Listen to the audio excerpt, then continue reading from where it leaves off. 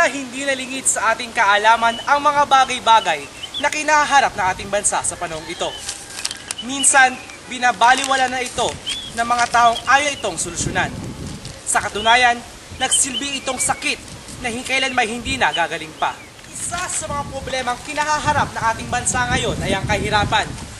At isa sa napakaraming ugat ito ay ang kawalang trabaho ng mga mahihirap.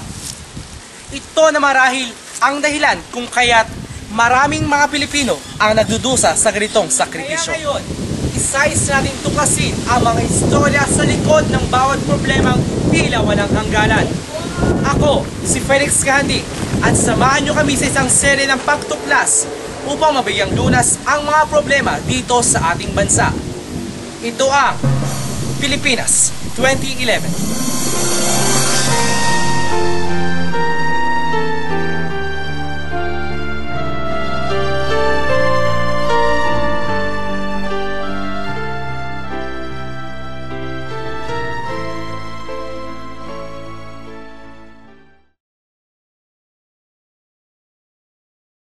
Sa pagsikat ng umaga, tila nabaon at naitatak na sa isipan ng bawat tao ang kalakaran ng buhay.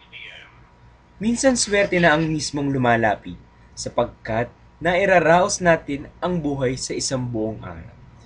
Minsan naman ay naabot tayo ng kamalasan kung saan nasusubok ang ating kakayahan.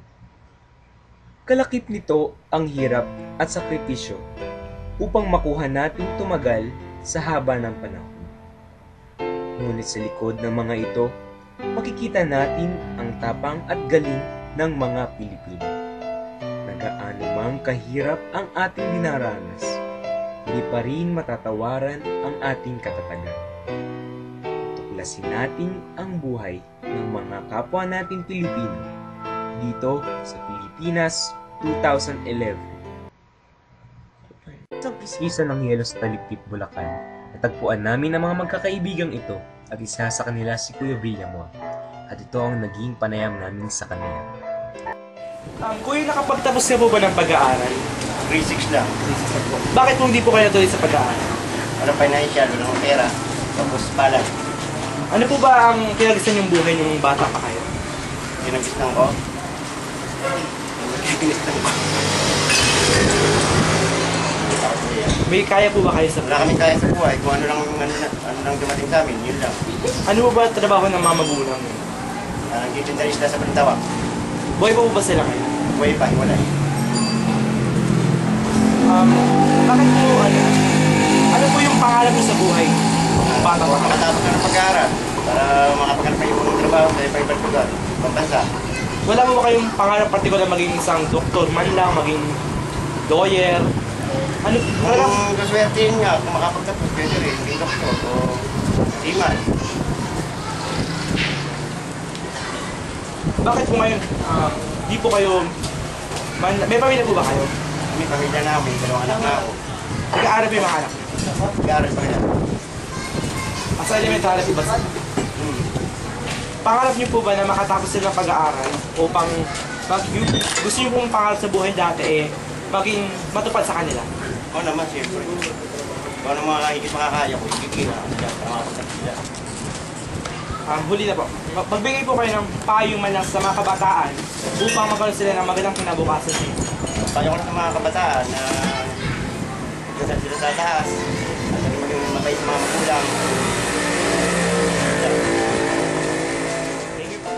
Sa namang daungan dito pa rin sa Taliptip, nakapanayam namin ang isang ginang na nagmula sa Sitio Babangan sa San Nicolas, Bulacan. Siya si Ginang Conchita Ramos na araw-araw ay sinasagupa ang malalakas na alon ng dagat upang makarating sa kanyang tahanan. Gayon din naman ang pagsagupa niya sa malalakas na alon na Ano po yung kinagisnan yung buhay? Nakatapos po kayo ng pag-aaral? Anong grade po kayo sa elementary? Yung mga magulang niyo po, ano po trabaho nila dati? Nanay ko labandera. Tatay ko nakakamisan-misan ng extra sa pagpipintot.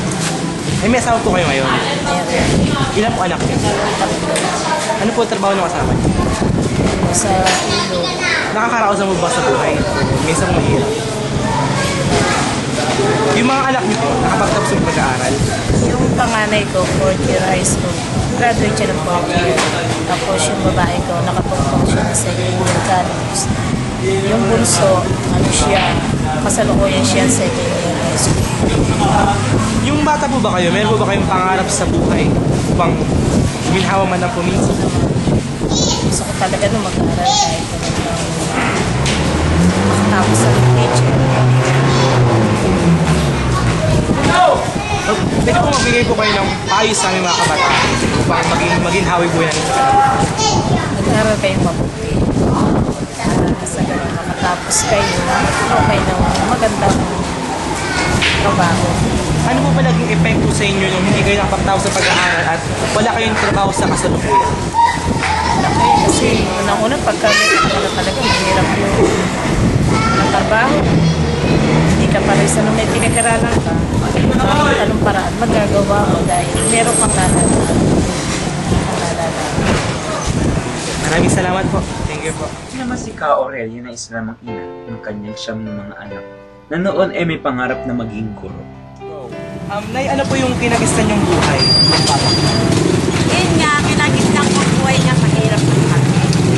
Tapos nga, ako, wala nga kami, gusto ko mag-aral, wala ako. Kasi dahil na, mahirapan ang buhay. Yun, ngayon, opo kami mahirap. Ang magulang ko nagkasakit nga, nagkasakit ng ama ko. Kami na lang may nakikita. At kami may nabuhay na. May nahuli kami, nagtitinda na. Saka na, nagtitinda para may pinagap ng pagkain. Nakatawas po ba kayo ng pag-aaral? Hindi naman, dahil nga ako nakatulong ng inak ng pag-aaral buhay. Ano ako makakatapos? Record nga, hindi ko natapos. Meron po ba kayong pangarap sa buhay nun? Maging ambisyon man lang po habang... Gusto ko nga magkaroon ko ng ambisyon dahil nga dala ng kahirapan namin, hindi ko nasunod. Ano po yung gusto niyo mong kuning kurso sana nung Oo, kung ako'y nakatapos ng pag-aaral, gusto ko maging teacher. teacher po? Oo, noon. Ano po ba trabaho ng mga magulang niyo noong... Yun nga, na ako nga lang katulong ng magulang ko sa paghahanap buhay, nakapa sa ilog. Para May anak po ba kayo? meron. Nakapagtapos ba ng pag-aaral mga Wala. Wala Walang po. nakatapos dahil sa dabi nila, lalman kami. Ilan po ba anak niyo? Ang anak ko, kasi ako nag-asawa sa pangalawa. Sa huli, ang anak ko sa una, 3 na lang natira. Sa huli, 6. 6 lang yan. Sa tingin niyo po, ano po yung naging epekto sa inyo nung hindi kayo nakapagtapos ng pag-aaral tapos wala po kayong normal na trabaho? Siyempre nalulungkot ako. Bakit po? Dahil sa dala nung ako hindi nakapag-aral. Ako lang kasi dami ng anak ko kapatid. Ilan po kayo magkakapatid? Siyang kami noong namatid na iba. Sa tingin niyo po ano po yung mabibigay niyong payo sa aming mga kabataan upang buhay namin ay umasaya sa mandang? Ang may papayo ko sa inyong kabataan ngayon. Kung kayo nag-aaral at pagpatuloy niyo pag-aaral, maging mabuti kayo. Mga bata, maging masunurin at maging mabait sa magulang. Maraming salamat po.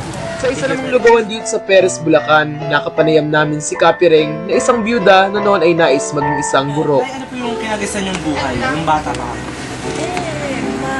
Maganda naman. Ano po ba trabaho ng mga magulang nila? Sa iyo ba? Nagkakama sa dagat.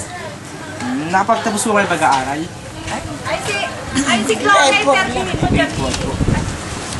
Nung nag-aaral ba kayo, meron po ba kayong